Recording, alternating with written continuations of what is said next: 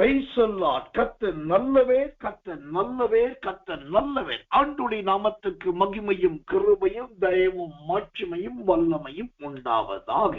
நல்ல இந்த காலை வேளையிலே இவ்விதமாய் கர்த்தருடைய ஆவியானவர் தம்முடைய திருவுள சித்தத்தை நிறைவேற்றி வருகிறதற்காக விதவிதமான விதத்திலே இந்த ஊழியத்தை நாம் தேவனுக்கு மகிமையாய் இம்மட்டும் செய்ய கர்த்தர் கொடுத்த நல்ல கிருபைக்காக தேவனை துதிக்கிறேன், கர்த்தரை ஸ்தோத்தரிக்கிறேன், ஆண்டவருடைய நாமத்தை மகிமைப்படுத்துகிறேன். கர்த்தர் நல்லவே, கர்த்தர் நல்லவே, கர்த்தர் நல்லவே. இப்பொழுது நாம் அந்த யோசேப்பின் ஆசீர்வாதங்களை குறித்த காரியத்தை கேட்டு அறிந்து கொள்ள கர்த்தர் உதவி செய்வாராக. இந்த யோசேப்பின் ஆசீர்வாதம் என்பது அந்த ஆதியாகமம் 33ஆம் அதிகாரம் 16வது வசனத்தின் பிற்பகுதி இப்படியாய் சொல்லுகிறது. யோசேப்புடைய சிரசின் மேலும் தன் சகோதரரில் விசேஷித்தவருடைய உச்சம் தலை மேலும் வருவதாக என்று சொல். அப்போ யோசேப்பின் ஆசீர்வாதங்கள் அவருடைய உச்சம் தலை மீது வந்து இறங்குகிறதாக நாம் பார்க்கிறோம். இந்த உச்சம் தலைக்கு மேல் இருக்கிறவைகள் எது எதெல்லாம் இந்த உச்சம் தலைக்கு மேலாக இருக்கிறது என்று பார்த்தால் அந்த உபாகமத்தின் புஸ்தகம் 33ஆம் அதிகாரம் 13 முதல் 17வது வசனம் வரைக்கும் எடுத்துக்கொள்ளுங்கள். இந்த சூத்திரம் இந்த வேத பகுதியிலே அந்த யோசேப்புடைய உச்சம் தலைக்கு மேல் இருக்கிற பகுதிகள் எது என்பதையும் அந்த உச்ச தலைக்கு மேல் இருக்கிற பகுதிகள் மூலமாக கிடைக்கிற அந்த மகிமையின் ஆசீர்வாதங்களை குறித்தும் நாம் கற்றுக்கொள்ள போகிறோம். தேவனுடைய நாமத்துக்கு மகிமையும் தயவும் கிருபையும் உண்டாவதாக. அப்படியானால் இந்த உச்சத்தலைக்கு மேல் இருக்கிற ஆசீர்வாதத்துக்கு காரணமாக இருக்கிறது முதலாவது எது என்று சொன்னால் அந்த உபாகமம் 33ஆம் அதிகாரம் 13வது வசனம் சொல்லுகிறது, வானத்தின் செல்வத்தினாலும் என்று பார்க்கிறோம். வானத்தின் செல்வத்தினால். அப்போ இந்த வானத்தில் இருந்து இந்த உச்சத்தலைக்குரிய ஆசீர்வாதம் இறங்கி வருகிறதை நாம் பார்க்கலாம். கர்த்தர் நல்லவே, கர்த்தர் நல்லவே, கர்த்தர் நல்லவே. அப்ப இந்த வானத்தின் ஆசீர்வாதம் என்றால் என்ன? வானத்தின் ஆசீர்வாதம் உச்சத்தலையில் இறங்குகிறது என்று சொன்னால் அது எதை காண்பிக்கிறதா இருக்கிறது? கர்த்தருடைய நாமத்துக்கு மகிமை உண்டாவதாக. பரிசுத்த வேதாகமத்தில் இருந்து ஒரு வசனத்தை உங்களுக்கு வாசிக்கிறேன். கர்த்தருடைய கிருபை உண்டாவதாக. நீதிமொழிகளின் புஸ்தகம் 25ஆம் அதிகாரம் 3வது வசனம். நீதிமொழிகள் 25:3. வானத்தின் உயரமும் பூமியின் ஆழமும் ராஜாக்களின் இருதயங்களும் ஆராய்ந்து முடியாது. வானத்தின் உயரமும் பூமியின் ஆழமும் ராஜாக்களின் இருதயங்களும் ஆராய்ந்து முடியாது. இந்த பூமியிலே ஆராய முடியாதது 3 காரியம் என்று வேதம் சொல்லுது. ஒன்று, வானத்தின் உயரம் இவ்வளவுதான் என்று ஒருவராலும் ஆராய்ந்து முடியாது. இரண்டாவது, பூமியின் ஆழம் இவ்வளவுதான் என்று ஒருவராலும் ஆராய்ந்து முடியாது. மூன்றாவது, ராஜாக்களின் இறுதி. ராஜாக்கள் என்று சொன்னால் அது அந்த காலத்திலே ராஜாக்கள், அது இந்த காலத்திலே ஆளுகிறவர்கள், பிரதமர்கள், ஜனாதிபதிகள். அப்போ இந்த ராஜாக்கள் என்கிற பிரதானமான ஆளுகளுடைய இருதயம் இந்த 3ம் ஆராய்ந்து முடியாது. அப்போ இந்த யோசேப்பின் உச்சந்தலையின் ஆசீர்வாதம் என்பது முதலாவது எதை குறிக்கிறது? வானத்தின் செல்வம். அந்த வானத்தின் செல்வம் என்பது எப்படிப்பட்டது? இந்த நீதிமொழிகள் 25:3 சொல்லுகிறதை போல ஆராய்ந்து முடியாத செல்வம். பொதுவாகவே பரிசுத்த வேதாகமத்திலே மிகப்பெரிய செல்வந்தன் யார் என்று கேட்டா எல்லாரும் சொல்லுவார்கள், சாலமோனை தான் சொல்லுவாங்க. ஏனென்று சொன்னால் அவன் கல்லை போல வெள்ளியையும் ஓசத்திற்கு காட்டத்தி மரத்தை போல தேவதாரு விருட்சங்களையும் சமதரித்தான் என்று. அதனால அவன்தான் பெரிய கோடீஸ்வரன். ஆனா சாலமோனை விட ஒரு பெரிய ஆசீர்வதிக்கப்பட்ட செல்வந்தன் என்று சொன்னால் அது யோசேப்பு தான். அப்போ அவனுடைய முதல் உச்சந்தலையின் ஆசீர்வாதம் வானத்தின் ஆசீர்வாதம். அந்த வானத்தின் ஆசீர்வாதம் என்பது ஆராய்ந்து முடியாத பெரிய ஆசீர்வாதம்.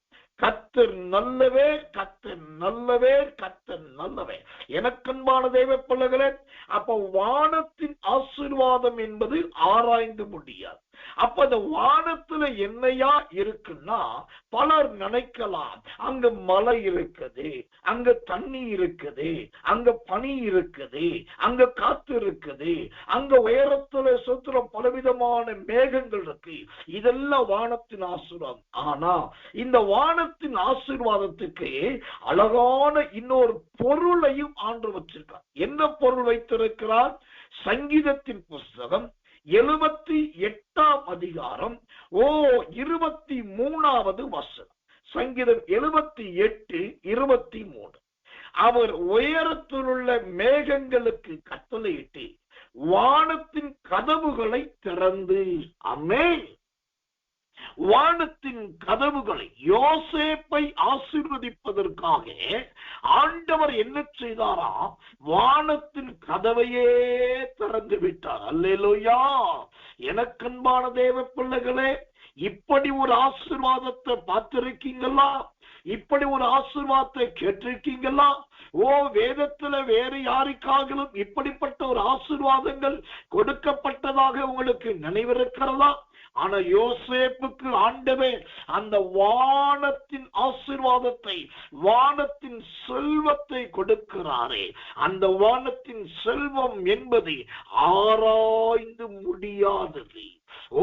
ஆராய்ந்து முடியாதது. ஏன் என்று சொன்னால், அந்த வானத்திலே ஆண்டவர் கதவுகளை வைத்திருக்கிறார். அல்லேலூயா.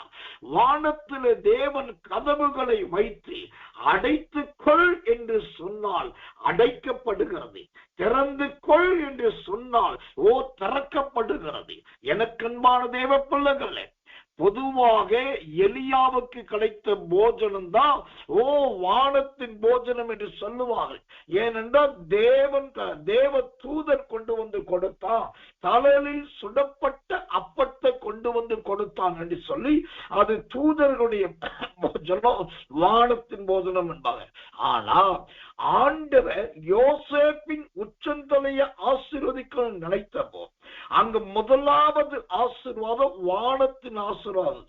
இந்த வானத்திலிருந்து என்ன விழுந்தது என்று கேட்டால், கர்த்தர் நல்லவே, கர்த்தர் நல்லவே. அந்த சங்கீதம் 78ஆம் அதிகாரம் 24வது வசனம் சொல்லுது, மன்னாவை அவர்களுக்கு ஆகாரமாக வருஷிக்க பண்ணி வானத்தின் தானியத்தை அவர்களுக்கு கொடுத்தார். அல்லேலூயா. வானத்தின் தானியம். இன்னைக்கு கர்த்தர் நல்ல பிரியாணி அரிசி வாங்கினாலே, சம்பா அரிசி வாங்கினாலே அதுவே இன்றைக்கு நிறைய பேர் குடும்பத்துல அபூர்வமா இருக்கு. இன்னும் பொன்னி அரிசி வாங்கினா அதுவே பெரிய ஆச்சரியமா இருக்கு. அப்போ இங்க ஒரு தானியத்தை பார்க்கிறோம், அது வானத்தின் தானியம். அப்ப கர்த்தருடைய ஊழியக்காரனாக நான் சொல்லுகிறேன், யோசேப்பின் உச்சந்தலையின் ஆசீர்வாதம், முதல் ஆசீர்வாதம் வானத்தின் ஆசீர்வாதத்தை, அது ஆராய்ந்து முடியாத ஆசீர்வாதம். அது வானத்தில் இருக்கிற கதவுகள் திறக்கப்பட்ட ஆசீர்வாதம். வானத்திலிருந்து தேவன் தானியத்தை வருஷிக்க பண்ணுகிற ஆசீர்வாதம்.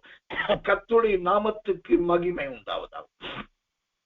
இந்த வானத்தின் ஆசீர்வாதம் மேலிருந்து கீழே இறங்குனா எப்படி இறங்குறதுக்கு ஒரு உதாரணம்.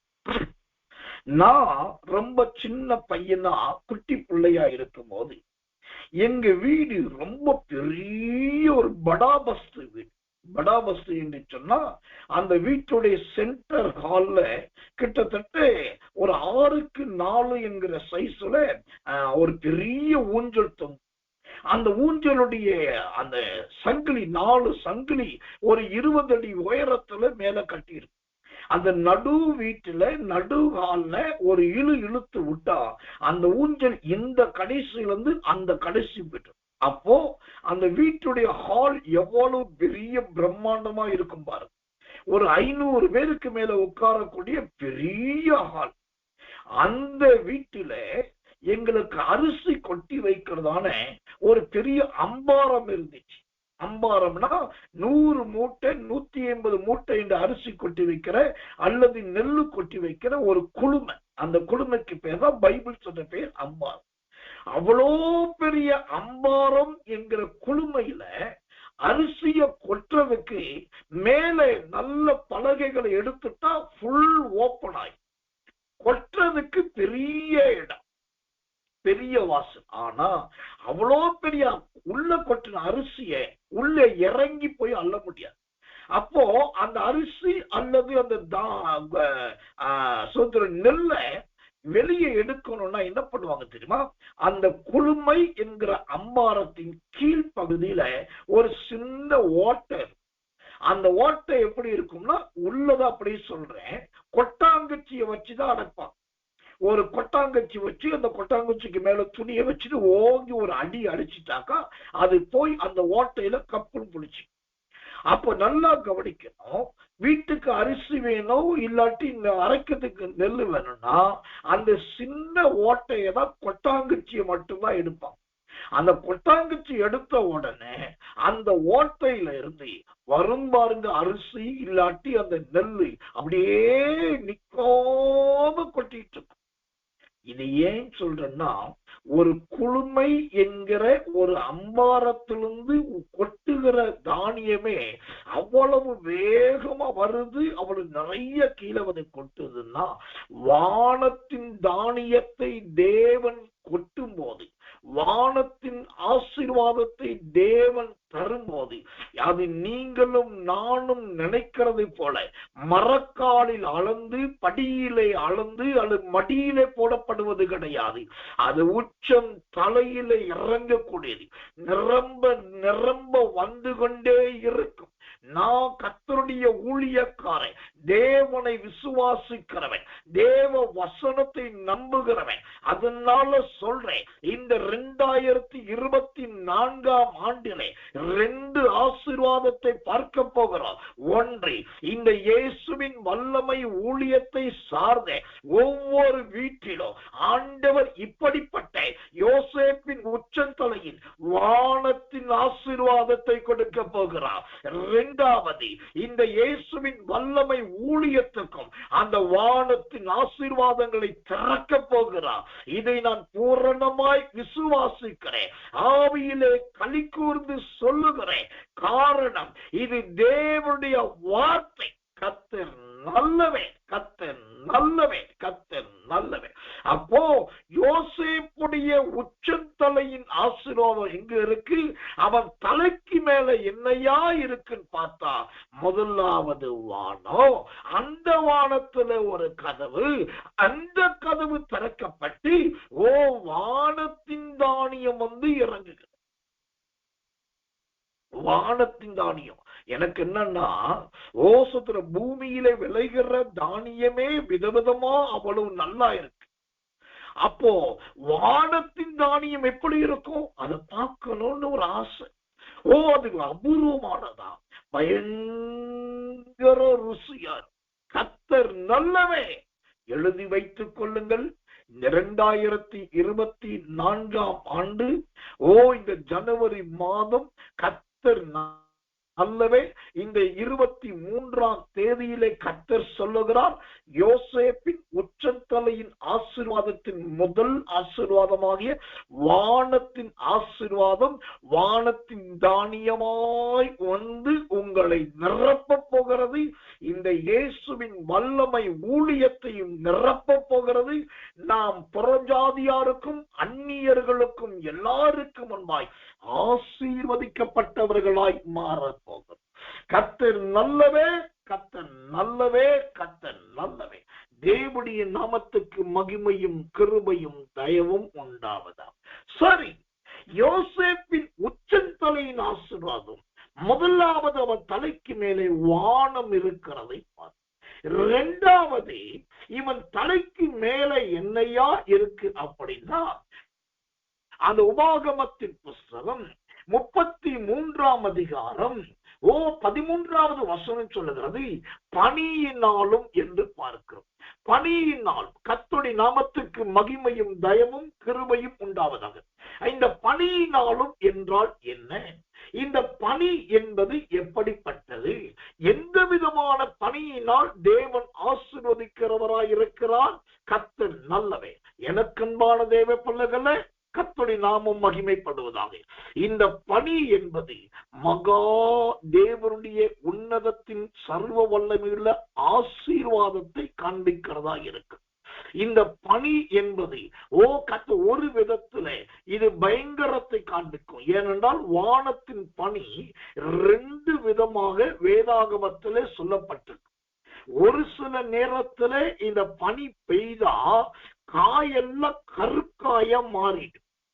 இந்த ஒரு காலத்துல இந்த பனி பெய்தா நல்ல மனிதர்களுடைய வாழ்க்கையை விஷமாகவும் கருக்காயாகவும் மாறிவிடும் என்று சொல்லி ஆமோஸ் 4:9 சொல்லுங்கள். அது தேவனுடைய தண்டனை என்கிற பணியை காண்பிக்கும். ஆனால் இன்னொரு பணியை குறித்து நாம் வாசிக்கிறோம். நான் இஸ்ரவேலுக்கு பணியை போல் இருப்பேன். கர்த்தர் நல்லவர், கர்த்தர் நல்லவர், கர்த்தர் நல்லவர்.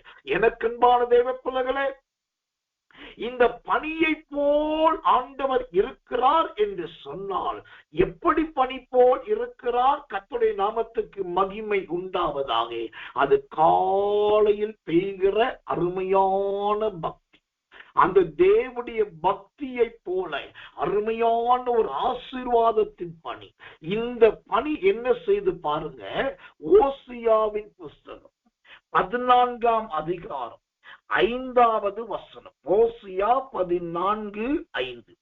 நான் இஸ்ரவேலுக்கு பனியை போல் இருப்பேன், அவன் லீலி புஷ்பத்தை போல் மலருவான், லீபனோனை போல வேரூன்றி நிற்பான். அல்லேலூயா. கர்த்தர் நல்லவே. தேவனுடைய நாமத்துக்கு மகிமை உண்டாவதாம். யோசேப்பின் உச்சந்தலையின் ஆசீர்வாதம் என்பது அது 2வது பணியை காண்பிக்கிறது. இந்த பணி என்ன செய்கிறது? ஓசியா 14:5 சொல்லுகிறதை போல உங்கள் ஜீவியத்தை லீலி புஷ்பத்தை போல மலர பண்ணக்கூடியதா இருக்குது. அல்லேலூயா. இங்க தேவ ஜனங்கள் தேவனுடைய சத்தத்தை கொஞ்சம் ஸ்தோத்திரத்தோடு கவனமா கவனிங்க.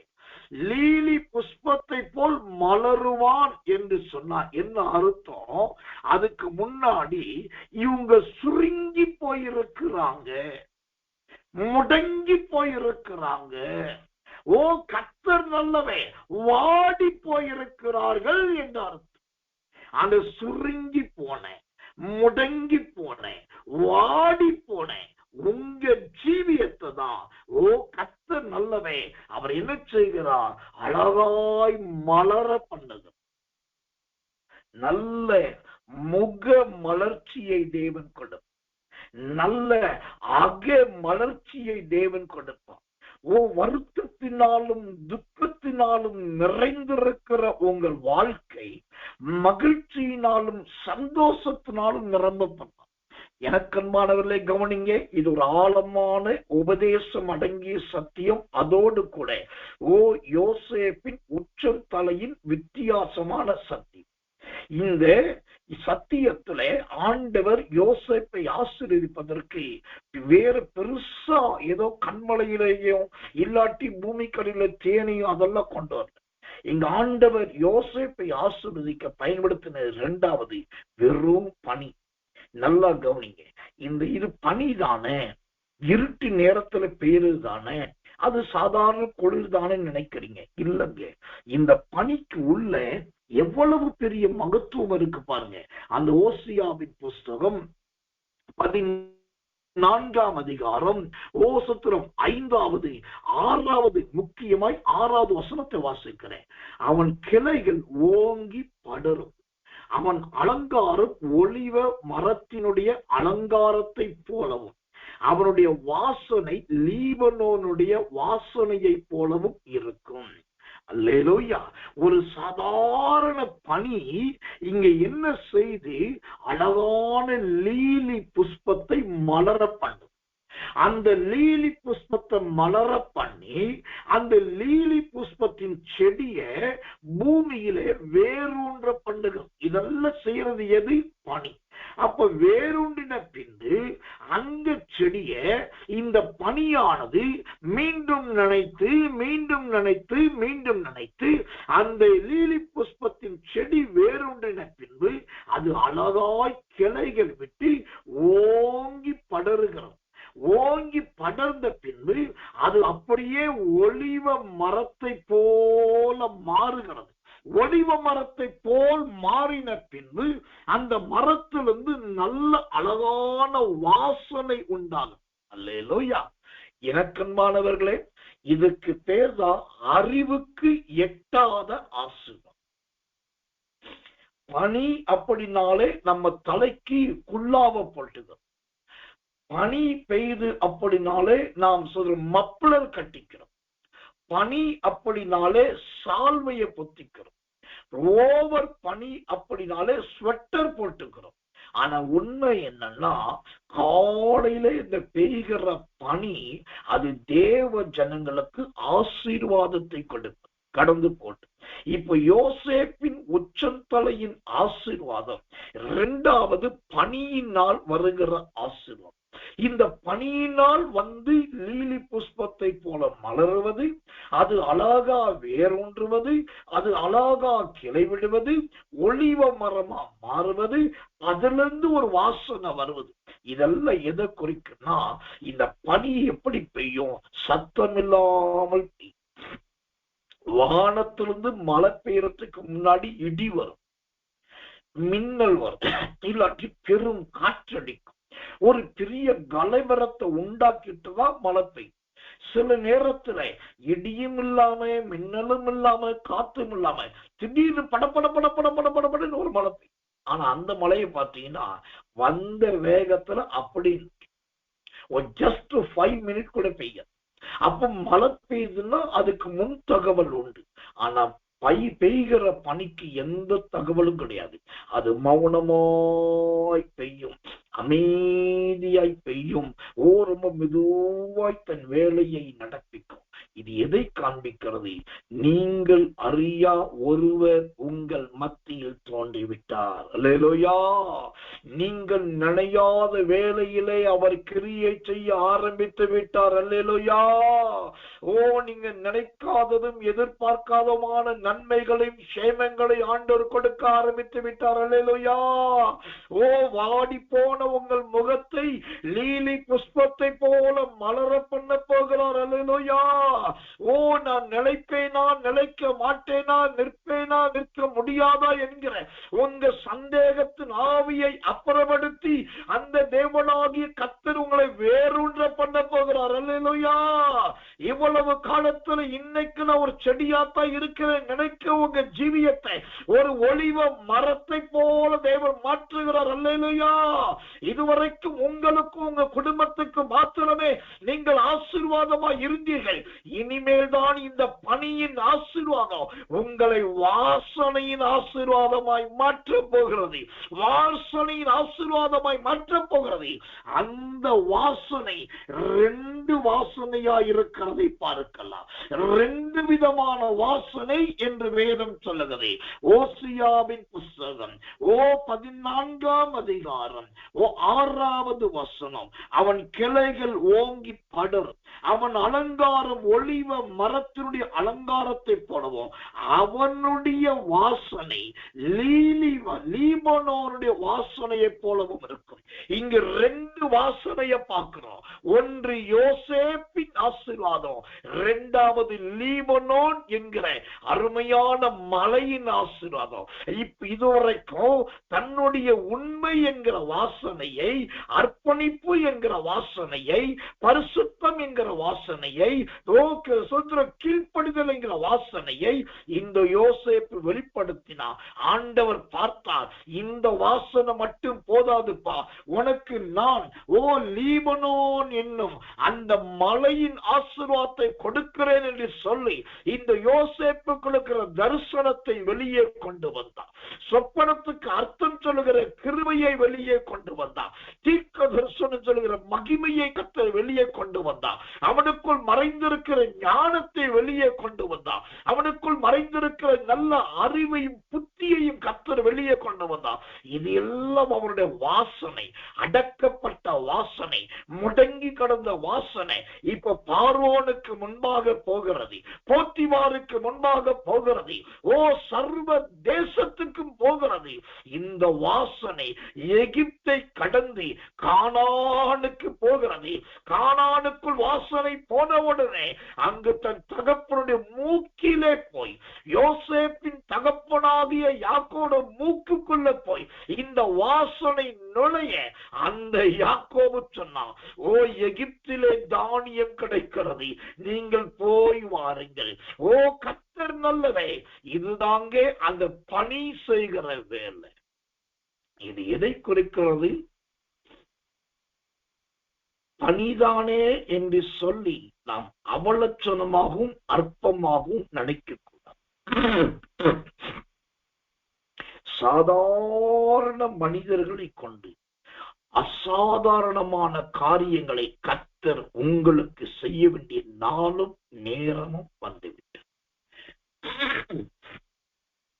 நீங்கள் யாரை கண்மலை என்று நினைத்தீர்களோ அவர்கள் மண்மேடுகளாய் சரிந்து போவார்கள். யாரை எகிப்தின் குதிரைகள் என்று நினைத்தீர்களோ அவர்கள் காட்டு கழுதைகளாய் சத்தம் பட்டு போய்விடுவார்கள். ஆனால் யார் மெலிந்து போனவன் என்றும் யார் உருவழிந்து போனவன் என்றும் நினைக்கிறீர்களோ அவர்களை கொண்டுதான் உங்க ஜீவியத்துல அழகான ஒரு மலருதலை கர்த்தர் உண்டாக்க போகிறார். உன் நினைவுகள் என் நினைவுகள் அல்ல, என் வழிகள் உன் வழிகளும் அல்லவென்று கர்த்தர் சொன்னார். நீங்க நம்பிக்கொண்டிருக்கிற சில மனிதர்கள் அவர்களால் அல்ல, தேவனால் அனுப்பப்பட்ட சாதாரண மனிதர்கள் மூலமாகத்தான் உங்களுக்கு தேவன் அபரிமிதமான காரியத்தை செய்ய போகிறார். அவர்கள் சத்தமிட மாட்டார்கள், அவர்கள் இடிக்க மாட்டார்கள், அவர்கள் மின்னலாய் வெட்ட மாட்டார்கள், பெரிய காற்றாய் அடிக்க மாட்டார்கள். எல்லாரும் தூங்கினாலும் தேவனால் அனுப்பப்பட்ட அந்த மௌனமான ஊழியக்காரர்கள் தூங்க மாட்டார்கள். உலகமே தூங்கும், ஆனா இவர்கள் அந்த ராத்திரியிலே விழித்திருந்து அவரவர்களுக்குரிய பணியை பெய்வார்கள். ஐயா, இதுதான் தேவனுடைய கிரியை. உங்க வீட்டை தேடி இப்படி மௌன ஊழியத்தை செய்கிற பரிசுத்தவான்களை கர்த்தர் கொண்டு வருகிறார். உங்களுக்கு தெரியுமா, என் வாழ்க்கையில நான் அனுபவிச்சத சொல்றேன். பெருமையா இருந்தா கர்த்தர் மன்னிக்கணும். சில பரிசுத்தவான்கள் தேவனால் நடத்தப்படுகிற நல்ல கர்த்தருடைய மனிதர்களை பார்த்திருக்கிறேன். அவங்க வீட்டுக்கு வருவாங்க, தேவனால் நடத்தப்பட்டு கர்த்தர் சொல்லி வருவாங்க. இல்லாட்டி நம்மளையே கர்த்தர் மாற்றி திடீரென்று ஒரு இடத்துக்கு கொண்டு போவார். என் வாழ்க்கையில் நடந்ததை நான் சொல்றேன். நமக்கே தெரியாம, நமக்கே அறிவிக்கப்படாம திடீரென்று கர்த்தர் ஒரு இடத்துல கொண்டு போய் நிப்பாட்டு. அங்க போவோம், ஏன் போனோம் நமக்கும் தெரியாது. என்ன இது ஆச்சரியமா இருக்கு, இந்த ஐயா வந்திருக்காரு, இவரையா வந்திருக்காரு, திடீர் வந்திருக்காரு, அவங்களுக்கு ஆச்சரியமா இருக்கு. நம்ம பாட்டுக்கு போவோம், அங்கு சாதாரண ஒரு ஜோம் பண்ணிட்டு ஒரு டம்ளர் தண்ணியை குடிச்சிட்டு வந்துடும். நடந்தது என்ன தெரியுமா, இன்னைக்கு கர்த்தர் உங்களை நீங்க அறியாத விதத்துல உங்களை ஒரு இடத்துக்கு கொண்டு போய் சாதாரண ஒரு ஜோம் பண்ணிட்டு ஒரு ஸ்தோத்திரம் பண்ணிட்டு இல்லாட்டி அந்த மக்களை பார்த்து ஒரு சிரிச்சுட்டு வெளியே வந்துட்டீங்கன்னா, அதுக்கப்புறம் அந்த வீட்டுல பாத்தீங்கன்னா எதிர்பார்க்காத மகிமையின் கிரியைகள் நடக்கும். எதிர்பார்க்காத மகத்துவத்தின் மாட்சிமையின் செயல்கள் நடக்கும். அதுக்கு தேவை சாதாரண ஒரு பணி. எல்லாரும் படுத்திருக்கும் போது, எல்லாரும் தூங்கும் போது, எல்லாரும் அமைதலாய் இருக்கும் போது இந்த பணி எழும்பி வேலை செய்யும். ஐயா, யோசேப்பின் உச்சந்தலையின் ஆசீர்வாதம் என்றால் யோசேப்பின் உச்சம் தலைக்கு மேலே எது இருந்தது? வான கனம் இருந்தது. யோசேப்பின் உச்சம் தலைக்கு மேலே எது இருந்தது? இரண்டாவதாக நல்ல பனி இருந்தது. இந்த ஆசீர்வாதம் எவ்வளவு அருமையான வியாக்கியானம் பாருங்க, என்ன அற்புதமான தேவனுடைய வெளிப்பாடு பாருங்க. கர்த்தர் நல்லவே, கர்த்தர் நல்லவே, கர்த்தர் நல்லவே. மூன்றாவது, இந்த யோசேப்பின் உச்சந்தலையின் ஆசீர்வாதம் என்பது எதை குறிக்கிறது? அந்த உபாகமத்தின் புஸ்தகம் 33ஆம் அதிகாரம் 14வது வசனம் சொல்லுது. உபாகமம் 33:14, சூரியன் பக்குவப்படுத்தும் அருமையான கனிகளினால். இப்போ யோசேப்பின் உச்சந்தலையின் ஆசீர்வாதத்துக்கு ஆண்டவர் பயன்படுத்துகிற மூன்றாவது அடையாளம் என்னவென்று சொன்னால், நல்ல சூரியனை ஆண்டவர் பயன்படுத்துகிறார். கர்த்தர் நல்லவே, கர்த்தர் நல்லவே, கர்த்தர் நல்லவே. நல்லா கவனிங்க. சோத்ரோ, எந்த மனிதர்களாலும் மன்னிக்கணும், எந்த தெய்வங்களாலும் பயன்படுத்த முடியாதவைகளை பயன்படுத்துகிற தெய்வம் தான் சேனைகளின் கர்த்தர் என்கிற தெய்வம். இப்ப இந்த தெய்வமாகிய சேனைகளின் கர்த்தர் உச்சந்தலையின் ஆசீர்வாதத்தை கொடுக்க யோசேப்புக்காக அவர் பயன்படுத்துகிற மூன்றாவது அடையாளம் என்னவென்று சொன்னால், கர்த்தர் நல்லவே, அது நல்ல சூரியனின் ஆசீர்வாதம். சூரியனின் பக்குவம். அழகா இந்த வசனம் சொல்லுவது, சூரியன் பக்குவப்படுத்தும் அருமையான கனிகளினால். கர்த்தருடைய நாமத்துக்கு மகிமை உண்டாவதாக. எனக்கன்பான தேவ பிள்ளைகளே, அப்போ இந்த சூரியன் என்பது என்ன? இந்த சூரியன் என்பது எதை குறிக்கிறது? கர்த்தருடைய நாமத்துக்கு மகிமை. ஒரு வசனத்தை வாசிக்கிறேன். சங்கீதங்களின் புஸ்தகம், கர்த்தர் நல்லவை, 50ஆம் சங்கீதம் 1வது வசனம். சங்கீதம் 50:1. வல்லமையுள்ள தேவனாகிய கர்த்தர் வசனித்து சூரியன் உதிக்கும் திசை தொடங்கி அது அஸ்தமிக்கும் திசை வரைக்கும் உள்ள பூமியை கூப்பிடுகிறார். அல்லேலூயா. ஆண்டவர் இந்த சூரியனை பயன்படுத்தணும்னு நினைச்ச உடனே அவர் என்னவா மாறிட்டானா, வல்லமையுள்ள தேவனாய் மாறிட்டார். ஏன்னாக்கா இந்த சூரியனே ரொம்ப வல்லமை உள்ளது. கர்த்தர் நல்லவை. அப்போ இந்த சூரியன் வல்லமை உள்ளது என்று சொன்னா, அதை விட ஒரு வல்லமை கண்டிப்பா தேவை. அதை விட பெரிய வல்லமை என்பது யாரை குறைக்கிறது? அதுதான் தேவனாகிய கர்த்தர். அந்த தேவாதி தேவனை காண்பிக்கிறது. எனக்கன்பான தேவ பிள்ளைகளே, அப்போ இந்த சூரியனின் ஆசீர்வாதம் இந்த யோசேப்புக்கு மேலே வருகிறது. இந்த சூரியன் என்ன செய்கிறது? நல்ல பக்குவப்படுத்துகிற வேலைகளை செய்கிறது. கர்த்தர் நல்லவை. என்னையா, ஒரு சாதாரண மனுஷனை ஆண்டவர் சூரியனை வச்சு பக்குவப்படுத்துகிறாரா? இது என்ன கட்டுக்கதை? இத நம்புற மாதிரியா இருக்குது. அவங்க அப்பா வந்து பக்குவப்படுத்தினா, அம்மா வந்து பக்குவப்படுத்தினா, அன்னை வந்து பக்குவப்படுத்தினா, இல்லாட்டி அந்த எகிப்து ராஜ்யம் பக்குவப்படுத்திச்சுன்னா நான் நம்புவேன், ஏற்றுக்கொள்ளுவேன். ஒரு மனுஷனை சூரியன் பக்குவப்படுத்துமா என்று கேட்டால், கர்த்தர் நல்லவை. எனக்கன்பான தேவ பிள்ளைகளே, அதுதான் தேவனுடைய கிரியை, அதுதான் தேவனுடைய காருண்யம். இதுதான் மனுஷரால் செய்ய முடியாதது தேவனால் செய்ய முடிந்தது. யோசேப்பை பக்குவப்படுத்துவதற்கு, அவன் ஒரு அழகான கனியாய் மாறுவதற்கு ஆண்டவர் சூரியனை பக்குவப்படுத்துகிறார். கர்த்தருடைய நாமத்துக்கு மகிமை உண்டாவதாக. இந்த பக்குவம் என்பது எதிலே உண்டாகும்? யோசேப்புடைய மூளையில உண்டாகுதா? யோசேப்புடைய சரீரத்துல உண்டாகுதா? எங்க உண்டாகுதுன்னா, எஸ்ராவின் புஸ்தகம் 7ஆம் அதிகாரம் 10வது வசனம். எஸ்ரா 7:10. கர்த்தருடைய வேதத்தை ஆராயவும் அதன்படி செய்யவும், இஸ்ரவேலிலே கட்டளைகளையும் நீதி நியாயங்களை உபதேசிக்கவும் எஸ்ரா தன் இருதயத்தை பக்குவப்படுத்தி இருந்தான். அல்லேலூயா. தன் இருதயத்தை பக்குவப்படுத்தி இருந்தான். இப்போ இந்த சூரியன் வந்து பக்குவப்படுத்துவது எதை குறிக்கிறது? யோசேப்பின் இருதயம் நல்ல பக்குவமாகும். என்ன பக்குவம் தெரியுமா? இந்த இடத்துல துக்கத்தோடு என்கிற வருத்தத்தோடும் சொல்லுகிறேன். யோசேப்பை நினைத்து சந்தோஷத்தோடு சொல்.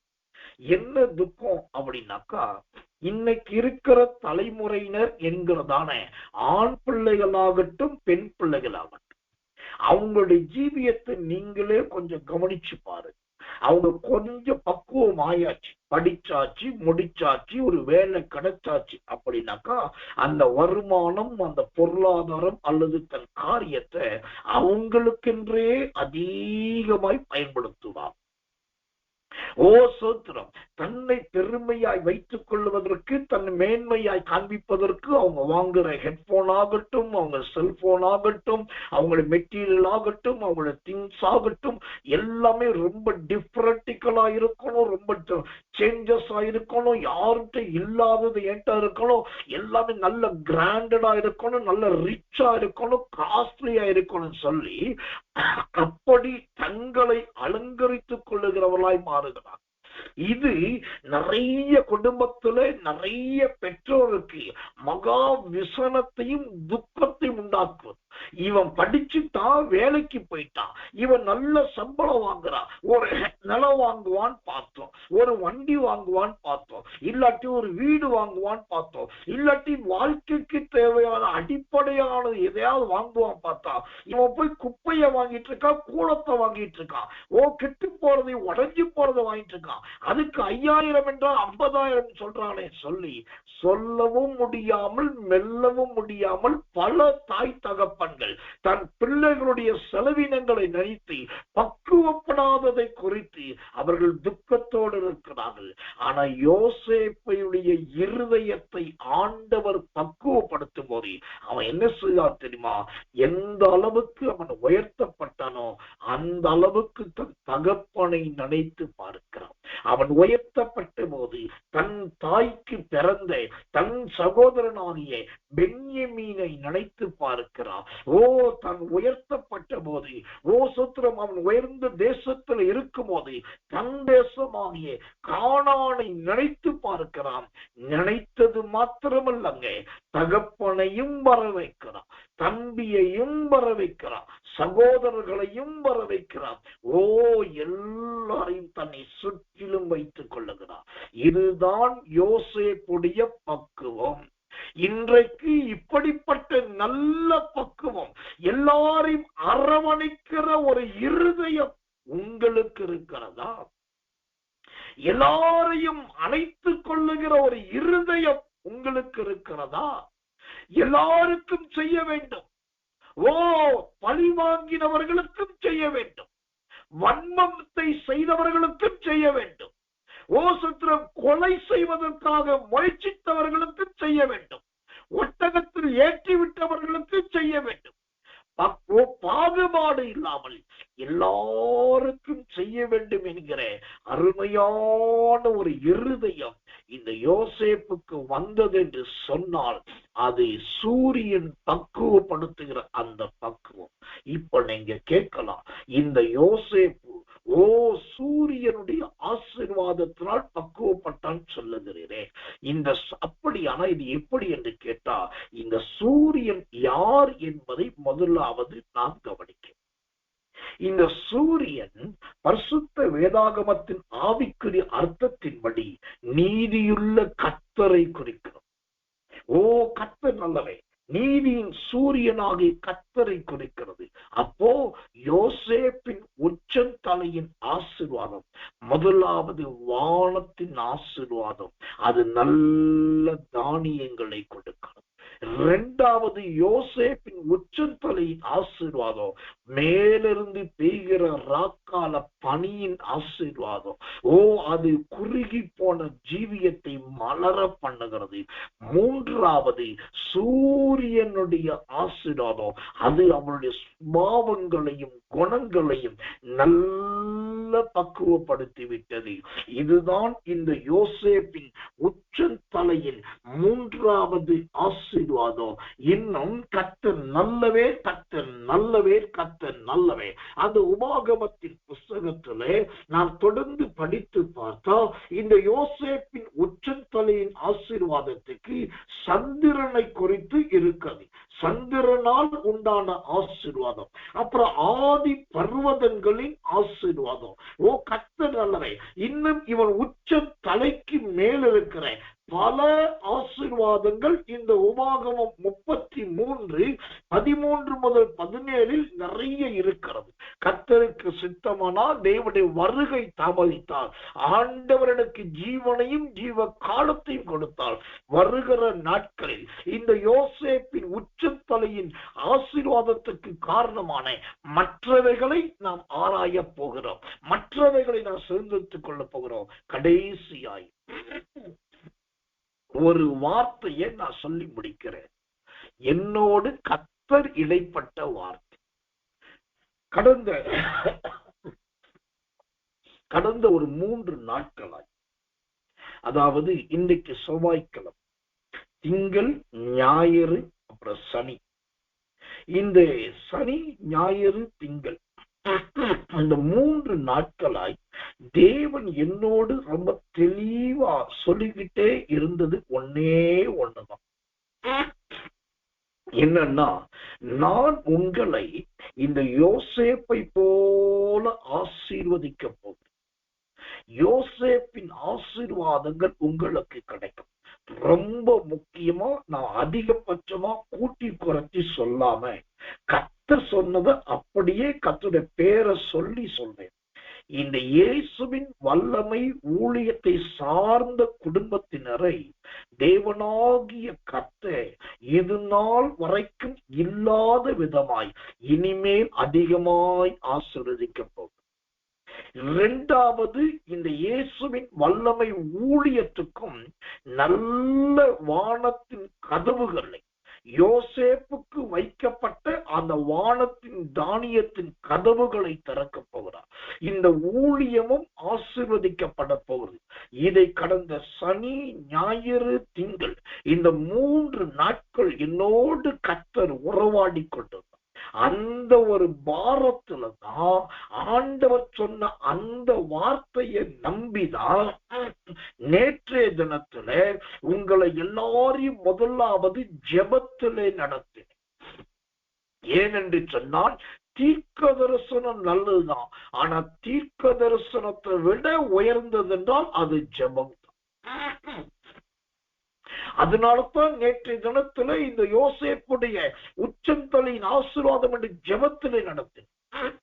என்னுடைய ஆவியிலும் என்னுடைய இருதயத்திலும் மிக தெளிவான ஒரு நம்பிக்கை வந்துவிட்டது. இந்த ஊழியத்தை சார்ந்த உத்தமமான குடும்பங்கள் யார் யாரோ அந்த எல்லா குடும்பங்களுக்குள்ளும் மகிமையின் ஆசீர்வாதங்கள் வந்து நிரப்ப போகிறது. யோசேப்பின் ஆசீர்வாதங்கள் நிச்சயமாய் உங்களை வந்து மூடும். இது தேவனுடைய வார்த்தை. இரண்டாவது, இந்த இயேசுவின் வல்லமை ஊழியத்துக்கு வேண்டிய எல்லா வானத்தின் கதவையும், வானத்தின் பணியையும், வானத்துக்கு மேல் இருக்கிற சூரியனுடைய பக்குவத்தையும் இந்த ஊழியத்துக்கு கொடுத்து இந்த ஊழியத்தையும் திரளாய் ஆசீர்வதிக்க போகிறார். இது கர்த்தருடைய வார்த்தை. என்னோடு அவர் இடைப்பட்டதை நான் உங்களுக்கு அப்படியே வெளியரங்கமாய் சொல்லிவிட்டேன். விசுவாசிகள், நம்பிக்கையோடு இருங்கள். நல்ல ஜெபம் பண்ணுங்க. தயவு செய்து அங்கே இங்கே அவங்க இவங்க இப்படி அப்படின்னு ஓடிக்கிட்டே இருக்காதீங்க. அங்க போனா கிடைக்கும், இங்க போனா கிடைக்கும் இல்லங்க. கர்த்தர் சொல்லிட்டாரு, தேவன் உங்களை இணைத்த இந்த ஊழியத்துல அமைதிய ஸ்தோத்திரம் பண்ணிக்கிட்டே இருங்க. அழகா வானத்தின் கதவுகளை திறக்க போகிறார். அழகா நீங்க தூங்குகிற நேரத்துல ஒரு பணியை பெய்ய பண்ண போகிறார். அழகா உங்களை நல்லா பக்குவப்படுத்தி எல்லாரையும் கட்டி இழுக்கிறேன், எல்லாரையும் கட்டி அணைக்கிறேன், எல்லாருக்கும் அன்பின் முத்தத்தை கொடுக்கிறேன், எல்லாருக்கும் பகிர்ந்து அளிக்கிறேன், பட்சபாதம் இல்லாமல் செய்கிறேன். அந்த ஒரு யோசேப்பாய் தேவன் உங்களை மாற்ற போகிறார். தேவன் உங்களை மாற்ற போகிறார். தேவன் உங்களை மாற்ற போகிறார் இயேசுவின் நாமத்தினாலே. இது கர்த்தருடைய வாய்ஸ் சொல்லி, இது தேவனுடைய வசனம் சொல்லி, இது மாறாது, இது நடக்கும், இது நிறைவேறும், இது சம்பவிக்கும். நம்ம எல்லாரும் ஒப்புக்கொள்ளும், கண்களை மூடி கர்த்தரை நோக்கி ஸ்தோத்திரம் பண்ணுவோம். எல்லாரும் உங்க மொபைல் போனை அன்மியூட் பண்ணிட்டு நல்ல ஆவில நிரம்பி 1-2 நிமிடங்கள் கர்த்தரை துதிக்க போகிறோம். முடிஞ்சா கண்ணீரோடு ஸ்தோத்திரம் பண்ணுங்க. ஆண்டவரே, யோசேப்பின் உச்சந்தலையின் ஆசீர்வாதம் என்றால் இவ்வளவு மகிமையா இருக்கிறதா? இதுவரைக்கும் கேட்காத ஒரு சத்தியத்தின் மகத்துவத்தை எங்களுக்கு சொல்லி இருக்கிறதே. கடந்த 3 நாட்களாய் எங்களுக்கு ஒரு தீர்க்க தரிசனத்தை சொல்லி இருக்கிறதே. இதெல்லாம் நிறைவேற்றும் என்று சொல்லி எல்லாரும் ஆவில் நிரம்பி சத்தமாக கர்த்தரை ஸ்தோத்திரிப்போம். அன்புள்ள நல்ல நல்ல அருமையான இந்த காலை வேலைக்காக நன்றியோடு உம்மை துதிக்கிறோம், ஸ்தோத்திரிக்கிறோம். நல்ல இந்த நாளிலே ஆண்டவரே ஸ்தோத்திரம், யாக்கோபின் மெய்ப்பனுக்குரிய ஆசீர்வாதங்களை வைத்து வசன ஆராதனையை செய்ய தேவன் உதவி செய்திரே, அதற்காக நன்றி. யோசேப்பின் அலங்காரம் என்று சொல்லி அவருடைய கிருபையுள்ள வஸ்திரத்தின் அலங்காரங்களை வியாக்கியானப்படுத்தினரே, அதற்காக நன்றி. ஏழை பாலை ஆகாரம் உடுத்த உடை தங்கும் இடமில்லாத ஜனங்களுக்கு செய்ததையும் அந்த ஜனங்களை குறித்த எல்லா விவரத்தையும் உயிருள்ள சாட்சிகளாய் ஏற்படுத்தினரே, அதற்காக நன்றி. அந்த பிணம் எரிக்கிற குடும்பத்தினருக்கு ஆண்டவரே இந்த ஊழியத்தின் சார்பாக நல்ல ஒரு ஒத்தாசை செய்ய சீக்கிரம் பெரிய வழிகளை திறக்க போவதற்காக ஸ்தோத்திரம் ஐயா.